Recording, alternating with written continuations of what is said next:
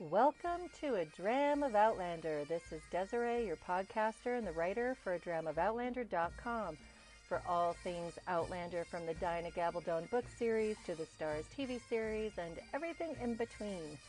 This is podcast episode 110, The Doldrums, TV episode 309. It was written for television by Shannon Goss and directed by David Moore. And the new intro is fabulous musically and with the new footage. Thank you, Bear McCreary and production team. We now see footage from their voyage and from being in the West Indies. It's fabulous. And the music has got that tropical beat to it now. Because the episodes have differed so much, and the setup of them and the flow and kind of the flavor of them has been different throughout the whole season. Some have covered immense amounts of time, years and years, in fact. Some episodes have crawled and taken in maybe 24 hours. And this episode takes in maybe a month and a half too. It's hard to tell exactly how much time it has taken. But by the title of the episode, we know at least there is a few weeks in that to cover that period. So probably I'm thinking a month, closer to 2 months. And I like to shake up the podcast format a little bit. And I know it would be really nice for all of you if I kept it the same every single time. But frankly, I get bored with that. And I'm always trying to make it better. And some things I try will not work at all. And just let me know if you hate it. And some things I do you'll like, or you won't care that I mix it up whenever I feel like it. But really let me know if there's something that you really hate or really love. So I'm going to start this episode with a summary. They obtained a ship to search for the nephew. Fergus brings a stowaway. Seasickness plagues Jamie until needles save him. Claire doctors those who need it. Superstitious sailors create suspicions during weeks of windless standstill. The Chinaman and Jamie win the day. The weather returns, as does the passion. A plague ship commandeers Claire. The end. I think that sums up this hour of television. But to give it a little more detail, let's talk about the setup. And I mentioned the name of the episode. It's The Doldrums. I think if I was flipping through channels trying to find something to watch and I'd never seen Outlander, I probably would not click on an episode called The Doldrums. Because if you know what they are, you would never want to hang out with them. And of course, it is very obvious that there will be the doldrums in this episode, which is when there are no winds properly moving in order for a ship to sail. It's very dangerous. I have gone through and put in several links to different topics that are part of this episode into the post. So if you're only listening, I encourage you to go to the website, www.adramofoutlander.com, and click on the link so you can see all the different links I put in that talk more about each of these subjects, like the doldrums, for one, if you're interested in learning more about it. So Jamie and Claire have secured the Artemis, its cousin Jared's ship, and they're taking it to the West Indies. Jamie will be the supercargo, which is a representative of the ship's owner on board a merchant ship responsible for overseeing the cargo and its sail. The ship young Ian was taken on is discovered to be the Portuguese ship, the Bruja. And I also have included a clip so you know how to pronounce it, because in the show they're pronouncing it a little bit differently than I found online. I always thought it was Bruja because that's the Spaniard thought in my mind. And but apparently it's not. You say the J. It happens to be very late in the season for taking a ship. The seas are not going to be calm. And Jared does make a note of Jamie being prone to severe seasickness. It's quite debilitating. It's his Achilles heel. But Jared is also upbeat about their ability to find young Ian, because healthy young men can be sold for upwards of £30. He'll be traceable, is what he means. As long as he doesn't get thrown overboard for impertinence, he'll be fine. They should be able to catch up with them. He blesses their journey and leaves them. Jamie explains that he sent a letter to Jenny and Ian explaining everything, but they will be far away from Scotland by the time they receive this letter, which is really good for him. I cannot imagine Jenny and Ian opening that letter only to find that young Ian has been abducted by pirates and he's headed to the West Indies. Yes, things seem to just happen to young Ian. That's the way of things for that boy. It's apparent that Fergus is up to something. Leslie and Hayes are trying to cover it up, and Jamie and Claire are suspicious. Once aboard, Jamie vows that he won't return to Scotland unless he has young Ian with him. He's a man on a mission. We see that superstition is high among the men on the ship.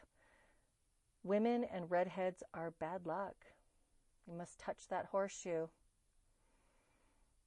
And then we see Fergus, and guess who pops up behind him is Marsali. And they're married. They're traditionally married, which is called hand fasting. Again, I've incorporated a link for that as well. Stepdad Jamie is not a happy man about the surprise. He didn't even think that Marsali and Fergus knew each other, but apparently they've been courting for many months.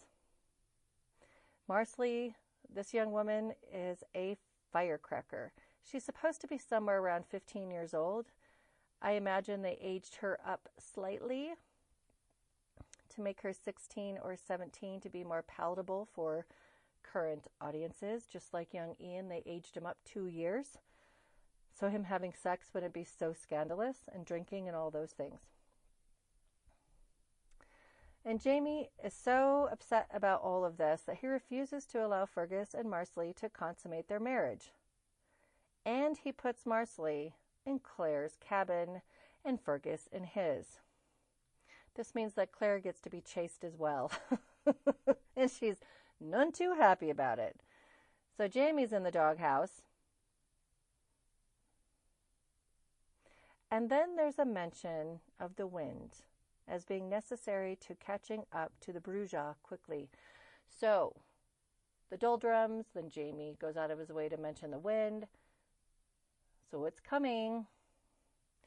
There is quite a bit of symbolism and foreshadowing throughout this episode. And apparently there's an Easter egg that I did not catch that we will learn about afterward.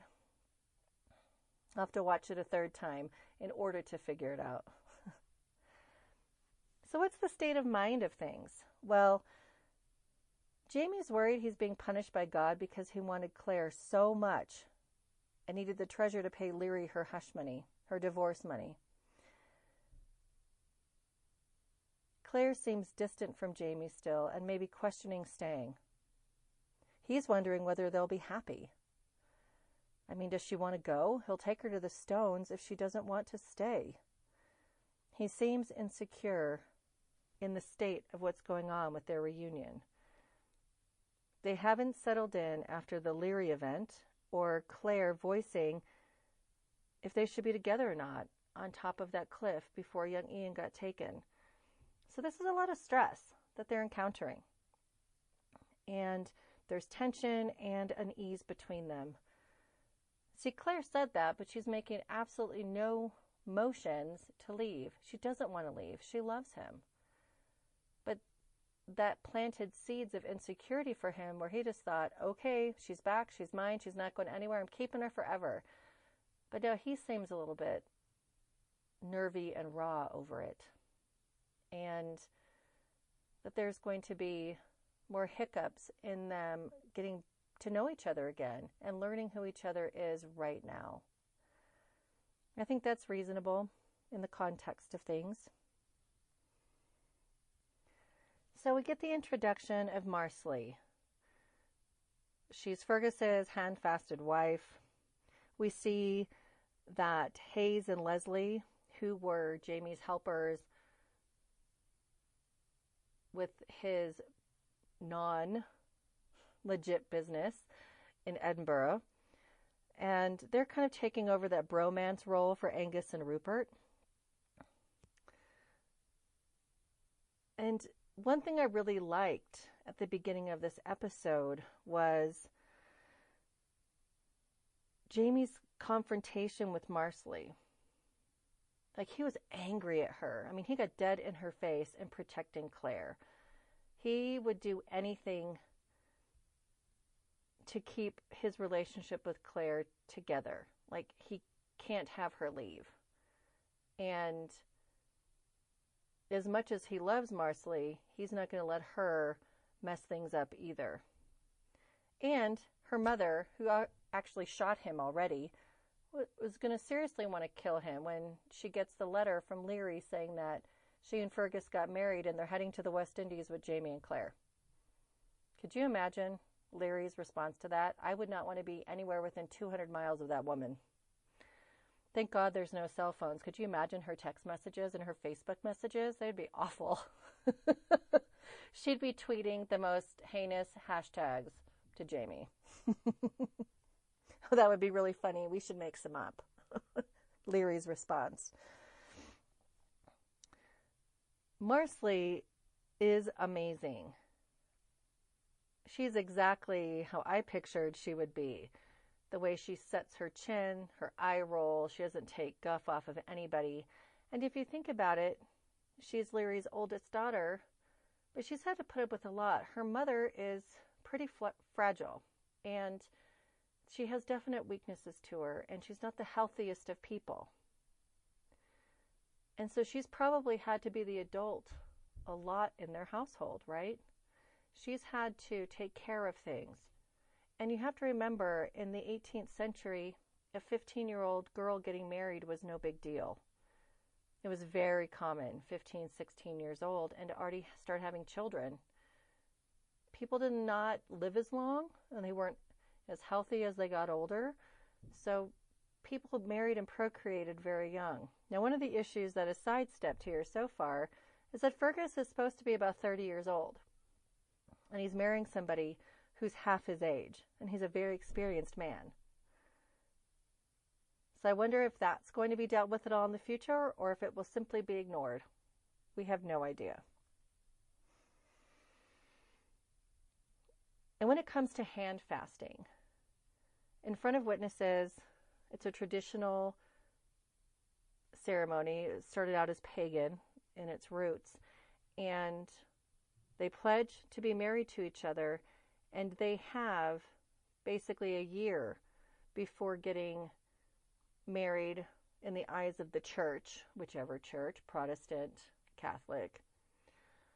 And from there, if they choose that they don't want to be together anymore and they don't actually marry at a year, then they can split ways and it's fine. They can, and there's no harm. So it's pretty interesting. But that was the quickest way for them to get married. They couldn't secure a priest that fast, and there's no way they would have gotten the okay from Leary anyway. So that was their solution. So we're going to get to see the relationship develop between Fergus, Marsali, how Jamie and Fergus deal with this new arrangement. Marsali now has to be with her new stepmother, essentially. Jamie's still her stepdad. He's legally responsible for her. So now she's got another mother. And she's got to deal with Claire, who she calls a hoor. Hoor, with those rolling R's. And Claire handles it in stride. She doesn't care. It's pretty funny. And so I would like to coin Jamie King of Virtue, for just a knee-jerk reaction, keeping Fergus and Marsali from consummating their hand-fasted marriage. It's pretty funny. We see that Jamie's seasickness comes out and it's in full swing, and Claire's trying to treat it with ginger tea. Nothing is working, and Jamie just gets worse and worse and worse. We see that Claire is really in favor of Fergus and Marsali. She's like, give him a chance. Like, she's not against this, and she doesn't understand why he's so hell-bent on not letting them be married. Part of it might be for her own comfort, because they've been apart for 20 years, and she's got to sleep with a pissed-off teenager who wants to be with Fergus. And I'm looking really forward to seeing how Marsali and Claire's relationship develops, because Marsali still does need some mothering. And Claire is fresh off of mothering a teenager, so it'll be interesting to see how that pans out and to how it grows.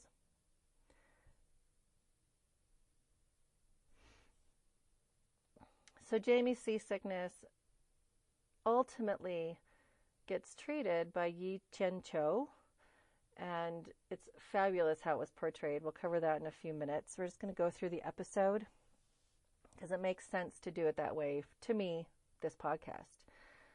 So we see Claire treating an injury, and one of the themes in this episode is that suspicion.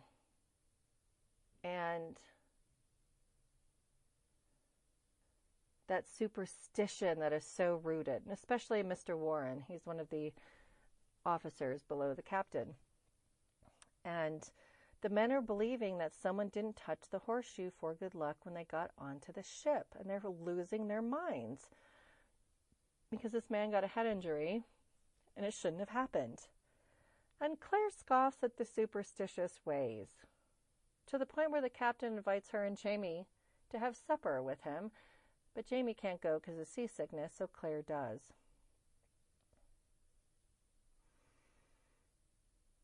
Jamie and Fergus are talking in Jamie's cabin, and Fergus is really taken aback that Jamie is against this. He had no idea Jamie would respond, but he thought he would be favorable once he got over his initial shock, right? And Jamie's trying to talk him out of it. I think a lot of it for Jamie is Fergus's history. He was born in a brothel. He was a pickpocket. He's only one-handed, so there's a lot of jobs he cannot do.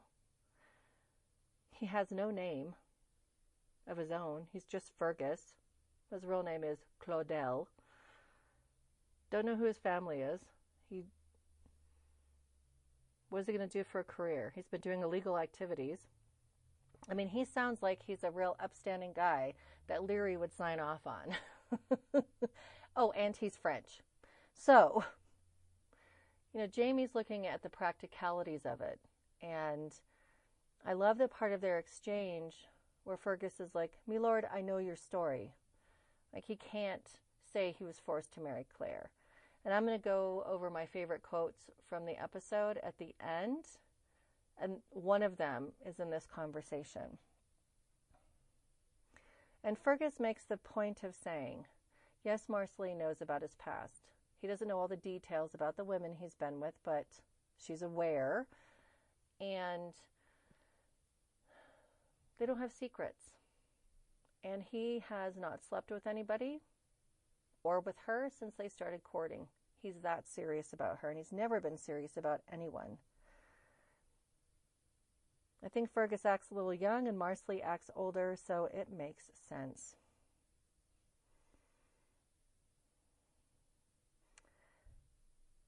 And in the conversation, Fergus claims he was cowardly like Jamie was in not telling Claire about Leary. I don't know if Fergus was cowardly. Maybe he just didn't want anybody to stop him. That was probably what it was, because it would not have gone over well. I like seeing Jamie in the role of a protective stepfather.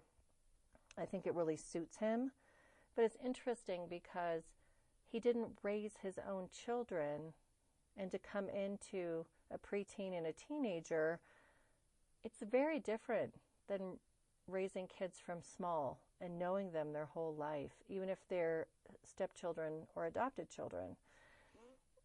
And so Jamie doesn't really know how to traditionally be a father. Like, he's got the nuts and bolts of it, and he's very protective.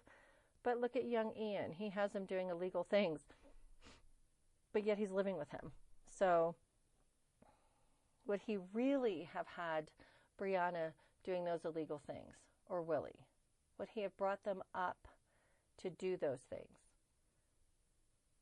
I don't know if he would or not.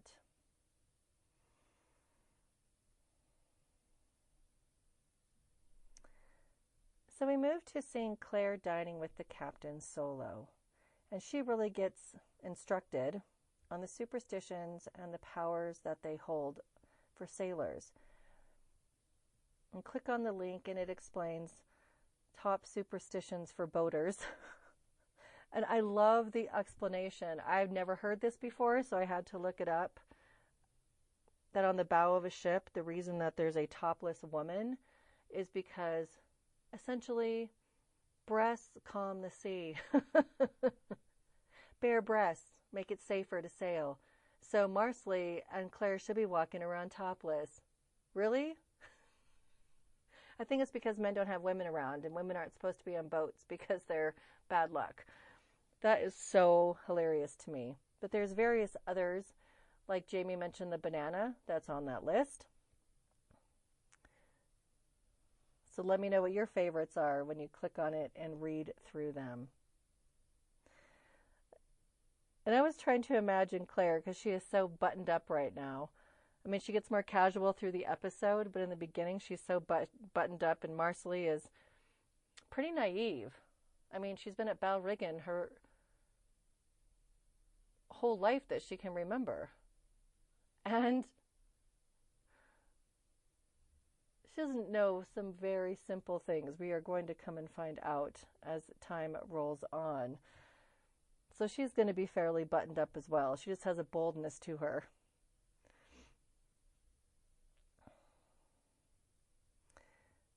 So Jamie is now horrifically seasick. He cannot stop vomiting. He can barely sit up. He keeps trying to drink the damn tea. And Yi Tin Cho tells Jamie he could rip his stomach muscles, he can have all these problems, and he can cause twisted balls. So he could lose his balls because of the excessive vomiting. But he has a remedy for it, if Jamie's open to it. It's interesting that they're doing it under cloak of, we're going to hide this. But since Jamie and Claire are not sharing a cabin right now, it would be very easy for Yi Tian Cho to administer whatever remedies he's going to without Claire's knowledge. We see Claire and Marsali getting ready for bed, and they're looking at the berths, the little bunks that they have. They're bigger than I thought they would be. And Marsali tries to charm her at first, and Claire's just not buying it. What I wrote was, but the hoor ain't biting that hook.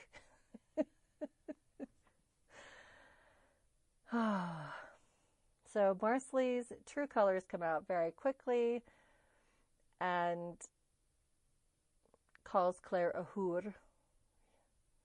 You know, she drops out of the sky, and now she's going to mind her own business. Oh, and Claire's comeback is probably my favorite quote of the episode. You know, indeed the hoor should get the bigger bed. I love how Claire takes it in stride. It's one of those running jokes throughout the series, and it's even heavier in the books. It is so funny. And it doesn't matter. I mean, remember, Claire's 50 years old now. And she's still being called a whore. I can't get over it. It's so great. Makes me want to make a shirt like, I might be a whore. And how would a Scots person, who's using Scottish English spell whore. I have to look it up in a Scottish English to English dictionary. And to the next scene, we see Claire pondering the bare-bosomed bow. And I'm thinking she's saying, my rack is finer than that. Actually, she's pondering the superstitions and thinking about it, taking it in. And remember, she hasn't spent a lot of time with Jamie since they've been aboard ship because he's been so sick. And she's doing normal work around the ship that she can do. She comes into the galley and finds him eating like his life depends upon it. Or the eating area, whatever they call it. You know, I'm really Bodhi. And Jamie seems right as rain. And he's pounding that porridge. And in come Marsali and Fergus. And Claire turns her back on her at first. And Marsali comes up to Jamie and assures him she knows everything. And she knew that Fergus would have, of course, been with the lassies prior to her. And they only want to be with each other. And they want Jamie's blessing. Claire takes him aside. She tries to talk him into it. Now, Jamie is a freezer, stubborn as a rock. So, he will not give his blessing.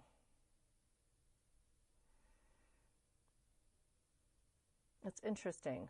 I could see Marsali being very mad because she thought he would just fall in line when they got handfast, and nope, he knows the rules. And then there's this exchange between Yi Tian-cho, who's also Willoughby, and Claire. He's taking a brush and he's writing on the deck in water. And it's disappearing. And that's such beautiful symbology. He does not want to be forgotten. He's left his home. He's lost his good name. Everything he did in China prior is gone. And he's in this foreign land. And he tells Claire that he has been describing his story and that at some point he'll share it, because once he shares it, then it's proof that he lived, because then once the story is told, that story will live on and he can't be forgotten. And then he will throw his written story into the wind. Again, that's some foreshadowing for the episode. There's some really quick turnarounds going on. And I like when Claire says, well, can you tell me your story? And he says, no, because then I have to let it go. I like his countenance. He's such an interesting and deep character. And I like what they're doing with him and how they're developing him. And since they're trapped on this small ship, we get to really see these characters a little bit more in detail. We're getting to see more layers of them because we have no choice. The interactions are going to be different.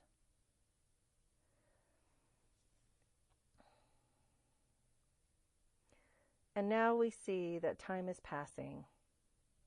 Claire's tending to injuries. She's making medicines.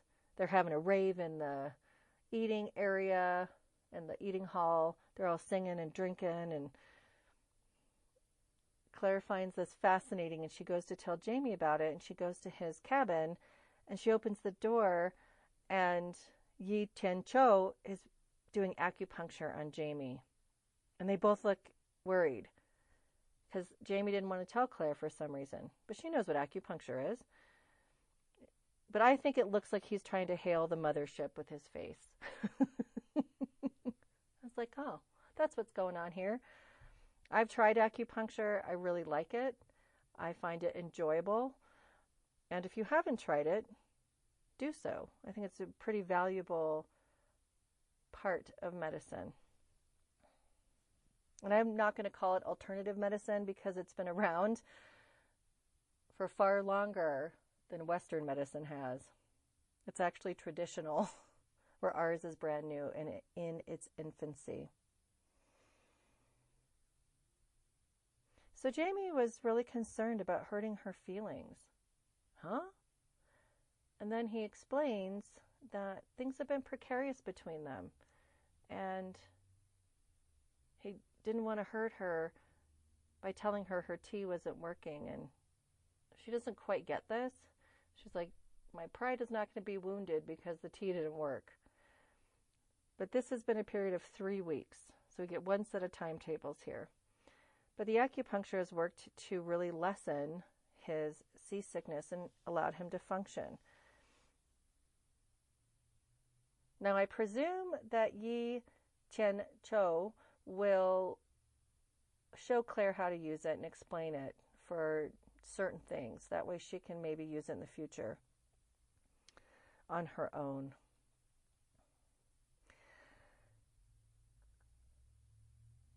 Claire has to reassure him that she loves him, that the things that are going on have nothing to do with that. It's just been a tough transition for her, which I think is fair. It's interesting and odd to see an insecure Jamie. How do you feel about it? Does it make him more real? Does it make him more accessible? I'm trying to wrap my brain around it still. I'm not quite sure. Like, I understand it technically and from a storytelling point of view, but I'm just trying to figure it out, where it goes. And I will say that Katrina Balf's giggle is just adorable, and it's infectious, and she kisses him and giggles at him, and it's so sweet. It makes me wonder if that was part of the script, which will come out tomorrow, I think, on the Starz website, or if it was part of the taping, like it just came up. During this exchange, Jamie realizes that the ship is not moving, and he runs up on deck with all these needles in his face, which I thought was fabulous. I love everybody looks at him like, what the heck? And they're in the Doldrums.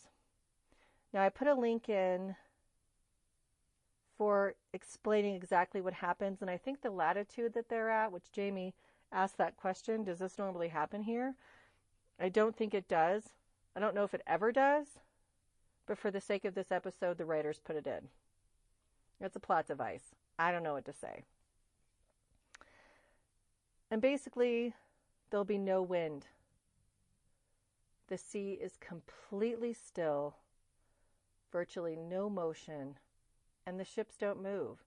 And like I said earlier, this is at great risk because you're going to run out of fresh water and food. It's like a plane can only circle so long over an airport because of bad weather. They only have so much extra fuel on board. Remember the second Die Hard? They were all going to crash. Yes, that's it. And it can last for days or weeks. Now we get that mob mentality back about the superstitions. It must be bad luck. Someone did not touch that damned horseshoe. And we keep getting that spotlight on Hayes. Like he must be the evil offender. And he can't remember if he touched it or not. So we keep coming back to him. And the men are getting restless. And they're getting worried. We see a distinct shift now. And I said, when the moon hits your eye like a big pizza pie, that's amore. That's what I wrote. And Claire finds Jamie on deck. And he's just standing in the moonlight. And this is where we see a distinct shift between the two of them. Where it's like a conscious relaxing. And they share a couple of moments here. And I seriously teared up after Claire explained that men have been to the moon and talked to him about that and what it looks like, and it was beautiful. But when she started reciting, in the great green room, there was a telephone and a red balloon and a picture of the cow jumping over the moon. She didn't start at the beginning. That's one of my very, very favorite board books I have for my kids. And I'm sitting here in the area where I record, and there's a bookshelf that has all the books that we read them when they were really small, the really special ones. And I have linked the YouTube video of Susan Sarandon reading it. Oh, I did. I totally sniffed up. And I'm like, we miss you too. We miss Brianna. But that was a really vulnerable moment for Claire. And she didn't mean to go there, but it broke down some of the walls. And it let Jamie in. And she hadn't been erecting walls to keep him out. But things were just awkward and odd. They weren't quite meshing between them completely since the Leary event and since young Ian got taken away. So this really, to me, served as that doorway. It's open now. And she was vulnerable, leaned into him, and they had some really peaceful parenting moment. She was able to share something important to her and to really let him see her, because who else could she talk to about that? Nobody. So it has now been weeks with no wind. Danger is rising. The water barrels have gone bad, and there's rats floating in them. The bilge water got in, so there's salt water in there. And now we're looking at then 6 weeks-ish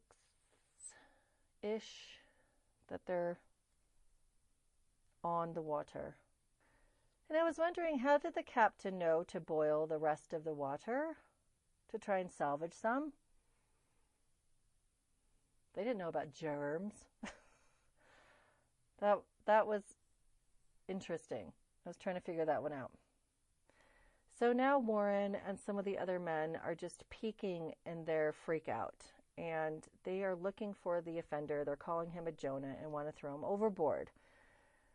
And the captain, frankly, wants to give them what they want. A death to feed the superstition could keep order.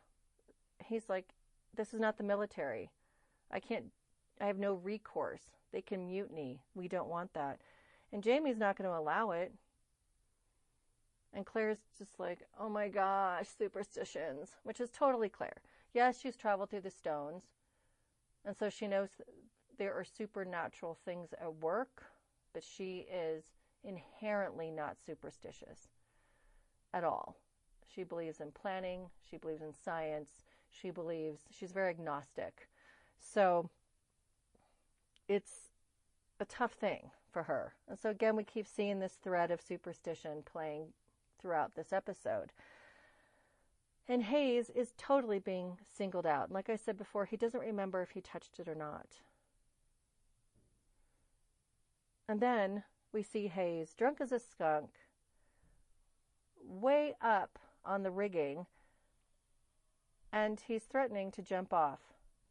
Like, he's not going to allow them to kill him, but he could kill himself if there's no other choice. He's going to do it by his own hand. And I wrote down, "Don't do it, Hayes!" with lots of exclamation points.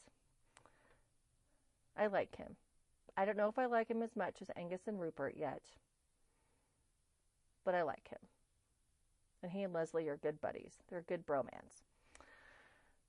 So now we're seeing the effects of testosterone poisoning and mob rule. It is very easy to see how it could get out of control. And a mob could take over and just perform horrible acts. And so this is what's happening. And Jamie's like, no way, this is not going to happen. He climbs up the rigging and he's trying to talk Hayes down. And like, if you're going, I'm jumping after you. My wife is going to kill you for it. Kill me for it. And while all this is going on and the men are yelling and Jamie's trying to defuse it, Yi Tian Cho. And the reason I'm using his given character name is because he hates being called Willoughby. It's not his name. And he deserves to be honored because he's honorable. Even though Willoughby's a lot easier for me to say. But he notices the flight of a bird, and we start seeing whispers of wind. He knows the doldrums are almost over, and he's trying to buy time. So Jamie ends up saving Hayes. And I wrote, Jamie doesn't need that rotator cuff anyway. What does he have to do? As he's saving him. And then to defuse the mob, while Jamie's climbing down with the Hayes and gets back on deck as they're screaming, basically to throw him overboard, Yi Ten-cho captivates them. And he starts to tell the story that he scribed of his life and his passion in China and why he left, why he fled. And it was because the emperor's second wife wanted him in her court because of his poetry and his love for women. He writes kind of erotic poetry, and he said some of it. I was like, "Ooh, Yi Ten-cho, you sexy thing, man." I'm like, bright peaches and all of those sorts of things. Very colorful poetry. But the caveat was that he would have to become a eunuch, which means he would lose his testicles. And he loved women, and he didn't want to lose his ability to have an erection. He didn't want to lose his ability to love women, right? So he fled, and it's a powerful story. And then in the middle of it, Claire yells something, and I was like, "Claire, shut up. Let him talk." And he's really laying it down, and he almost reminds me of a preacher. I mean, it's amazing, his storytelling ability. And he gets to the end, and he left because of losing his manhood wasn't okay, but now he came to a place where women don't want him, and they call him names. And it's really tragic, and it might not be worth it. He wonders, is it worth it? It's so sad. And then at the end of his story, this is where we know, this is his mic drop moment. Like, he's the true hero. Like, Jamie saved Hayes and talked him down, but Yi Ten-cho is the hero of this story, this episode. He turns and he scatters his written scrolls to the wind. And we're like, I just see him turning and like dropping that mic and walking off stage. So good. It's very, very impressive. So the weather returns with a vengeance. So the wind just doesn't come, a storm comes. And with it comes joy and the fresh water they so sorely needed. They were almost out. They only had 5 barrels. And Jamie and Claire, coming off of this event and the joy of the doldrums being done and Jamie saving Hayes and the mob rule being disbanded, and they reignite their passion in a room where there's a bunch of rope. They have to be pretty quick about it because they could get walked in on any time. And so the part of this that I really liked was that afterward, it's not just the lusty stuff, it's the fact that he loves the silver in her hair. And he talks to her about it. And I'm like, me too, Jamie, it's so beautiful. But that it adds to her and he thinks it's beautiful. And she coins him the king of all men, because if he were to praise her gray in the 20th century, it would be amazing. So now they're back to that ease, and they can talk to each other and they can connect. So they're coming full circle. And there's still work to do, but it's good. And then we see, oh hell no, an English man of war, which is a ship that's like 2.5 times bigger than the one they're on. I'm like, this is certainly not good fortune. The English are going to board the vessel, and they talk about possibly needing men, which is pressing them into service. And I put a link for that as well. So this wee bairnie of a captain, Thomas Leonard, from the Porpoise, needs a surgeon. There's a plague outbreak on his ship. And it's really funny because Claire scolds him for coming on board. He can't touch anyone because he can make everybody sick on this ship. And she's like, tisk, tisk, Mr. Leonard. He's like 20 years old. She wants to go and check it out. She thinks she knows what it is. Jamie doesn't want her to go, so he pulls her aside and they talk. And she talks about having sworn an oath as a doctor, that she's been inoculated. Again, we can't do reverse inoculation. Typhoid fever in the 18th century can have been a completely different strain. And even if Claire didn't get totally sick, because it was a close enough strain, she could pass it on to everybody else because she could still be a carrier. Right? And she tells him she thinks it's typhoid. He gets it. He understands honor, and he's not going to stop her anyway and her doctoring ways. So he says he's going to watch that ship until she comes back. And his tell of anxiety is tapping his fingers. So he's doing that while he's watching her go to the ship. And when Claire gets on the porpoise, her tell is rubbing her hands together. And she does that. And I have an aside about the costuming. I love the pickups that they put on her skirts to shorten her layers.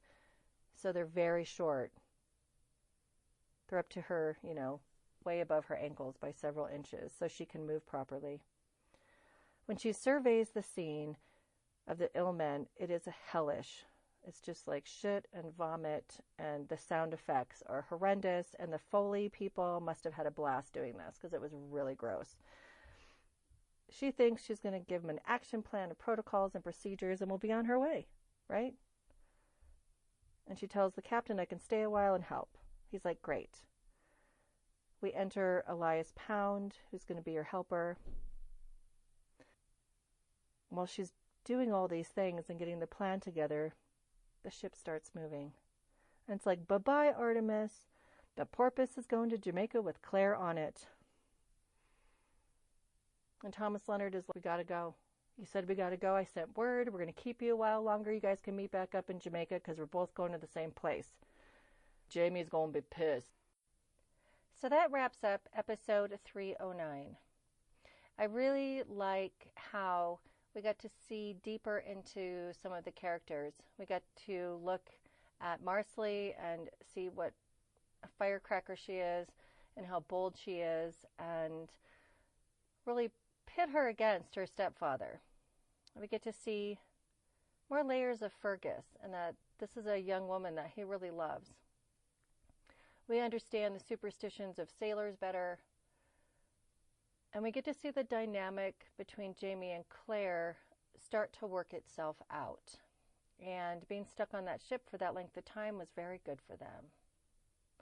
Even though it lacks privacy, especially because of Jamie declaring Marsali and Fergus could not bed together. But we were able to see them reconnect and to start forging a new bond where their old bond existed, because they can't just rely on that old bond and what they used to know. They have to create what is new and build a much more mature relationship. And Jamie has so many responsibilities that are now Claire's too. There's a lot going on. I like how she called him King of all men. That will likely come back. Do you think Marsali and Fergus will get married, not just handfast? We're going to get to see Claire work in that plague ship pretty hard next episode. And from the preview, it looks like Jamie flips out substantially enough that the captain of his ship, of the Artemis, puts him in the brig on the ship. So while he's in the brig, do Marsali and Fergus sleep together? Makes me wonder. We don't know. I liked the dialogue overall. I really enjoyed the direction some of the things were a little bit too obvious. I haven't figured out the Easter eggs. I've only watched it twice, so I'll have to go back and see it before I read what the Easter egg was, I hope. And do you want to know what my favorite quotes are? You left my mither for this English whore. The hellish nerve you have telling me what I should do. If you are forced to marry milady, then I am forced to breathe. Then my heart is forced to beat. Fergus. The only cure is removal. And Yichencho is making the cutting fingers. A story told is a life lived. Yichencho. Daddy might think you're a wise woman, but I still think you're a hoor, Marsali. And my favorite one of the episode. All right, well, the whore should have the bigger bed then, shouldn't she? Claire. So one of the things that just occurred to me is that Jamie was in on that conversation with Captain Leonard. What name are they going by on the Artemis? Are they going by Malcolm or Fraser? They may be far away from Scotland at this point, but that is an English man of war. Do they want Leonard to know their real name? I mean, Jamie's in a bit of trouble in Edinburgh. Not sure about that one. What's happening? Overall, this was a strong episode. I really enjoyed it, and I think it lays the groundwork for things to come, but not in a way that was like, oh, we have to go from point A to point B.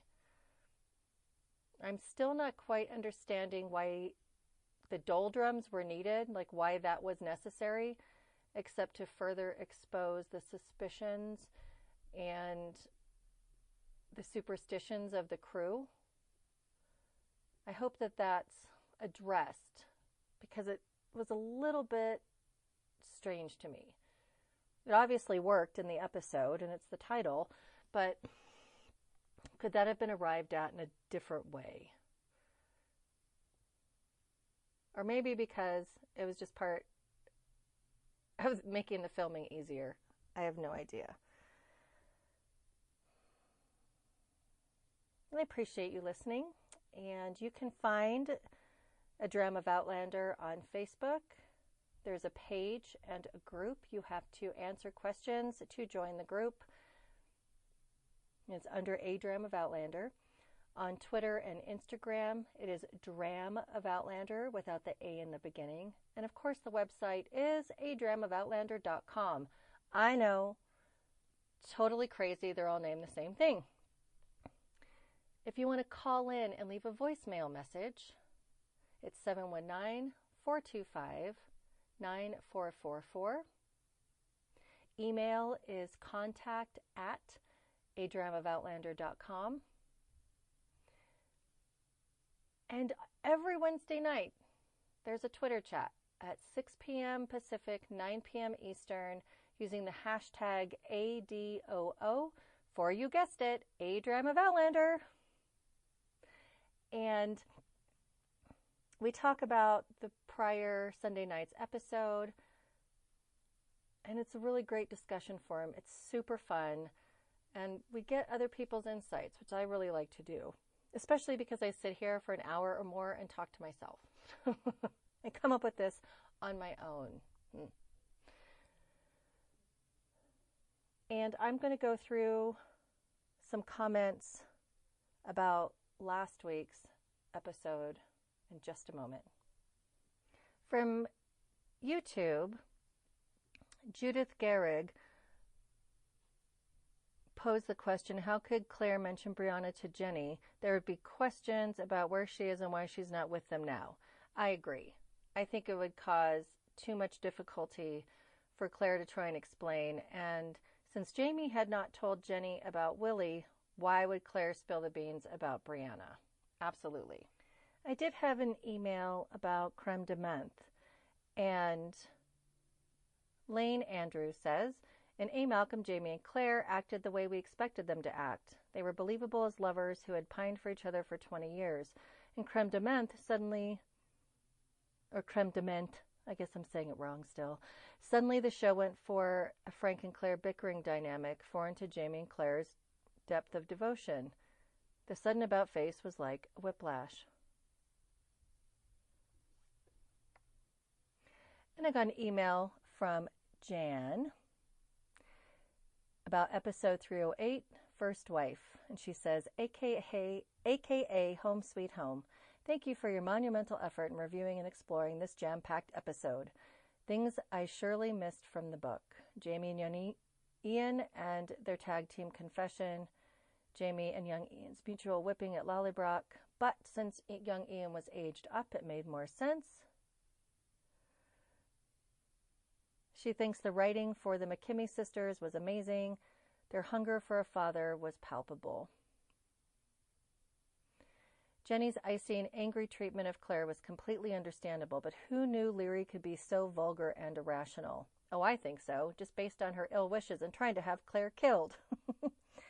I imagine the screws that were a bit loose in her younger days have completely come unhinged at this point. My two favorite moments, almost of the series, both involve Jamie explaining his choices to Claire, why he didn't reveal his marriage to her, and later what drove him to marry Leary.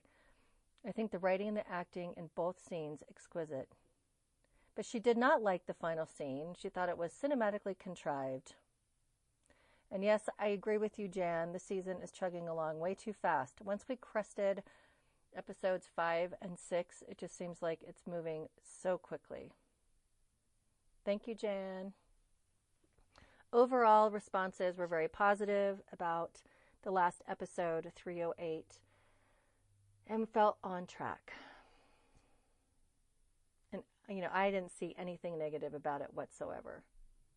So thank you guys for chiming in. And I love to hear from you. So please leave me a voicemail. Please send an email.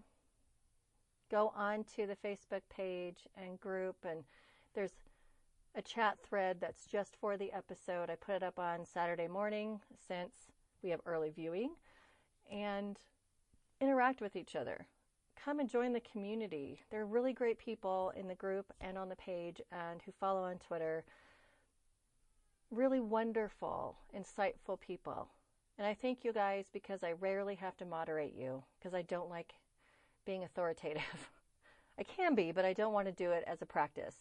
So I appreciate you greatly and thank you for listening. And the other ways that you can support the podcast, please share the podcast. Tell other people about it. Have people join the Facebook group and come onto the page. Follow on Twitter and Instagram. Have people go to the website. You can listen to all the prior podcasts on the Listen Directly page. Go to iTunes, Stitcher, Google Play, any of the other sites where you could be streaming from, and leave me a review that helps people find me. I'm the only solo Outlander podcaster, and it helps me when you share it.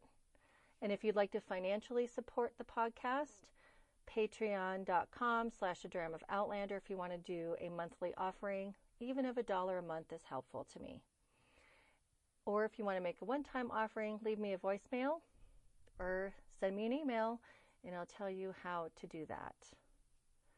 Again, this season is turning out to be wonderful and I'm really thankful for it. And I hope when the season gets over that you will join along to the Drums of Autumn read-along that I'll be doing that starts on January 1st, 2018. I hope you come back for more. And that's it. Thank you, thank you, thank you. I appreciate you. And until next time, slán je va.